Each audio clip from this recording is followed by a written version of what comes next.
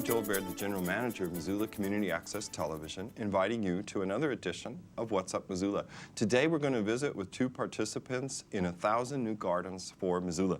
In the studio with me is Max Smith and Jared Trilling. Thanks, both of you, for coming over and for working on my garden, because I'm one of the people involved in the program. Who wants to let people know who may have never heard of this opportunity what 1,000 New Gardens is about, why you started it, and so on? Well, we felt that there was a niche missing in the organic food industry here in Missoula, and we felt that people were wasting the space of their backyards and really needed to know where their food came from, and also to create a connection with the environment and their community through growing their own food.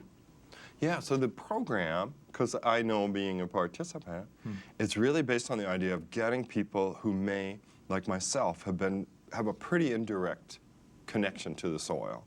Like I've explained to you guys, oh, the neighbors had a garden, I thought it was really cool, you know, I'd play with it, what have you. Then when I became the neighbors, I just dropped it, you know, and then grass has grown in this big empty space in my yard. So, I mean, I understand the program is to say to people that have kind of left all ideas of how things grow by the wayside, like it's just another factory enterprise, to give them opportunity to say, gee, wouldn't you like to figure out how things grow and become a grower yourself? Yeah, it's this great opportunity to actually feel a deep, very deep connection to your sense of place. Yeah. To be rooted to that topsoil in a way that maybe you haven't become. You know, you reincarnated from an old farmer or something, and you're missing that link. Right. Or, you know, if you're not into that whole thing, just in Montana, I know that many people are interested in hiking around and stuff, and this is just a way to get to know your backyard. Oh, cool. And we really wanted to help people get over that initial step of starting a garden. Like people, maybe they don't know how to do it, what to plant, when to plant, how to turn the soil over in the beginning. And we're providing the service to take the sod off and till the soil for them and help them design the garden in the beginning. Yeah, because there's considerations, right? What do you put where? Yeah, exactly. Exactly. And yeah, so we have a bunch of cool events throughout the year. Seed ordering party, which you came to, Joel. Right. Which is a lot of fun. It was in the small meeting room of the library. There was great food there. Yep, good potluck, great people. Right. We're planning on having a dig day where basically we call the community to action. We have a bunch of volunteers come and help out our 10 test plots. Right. And in the future, we want to have harvest days where people want to share their food, you know, with that they've actually grown, you know, together in a potluck, kind of like we had at the seed ordering party, but actually with your food.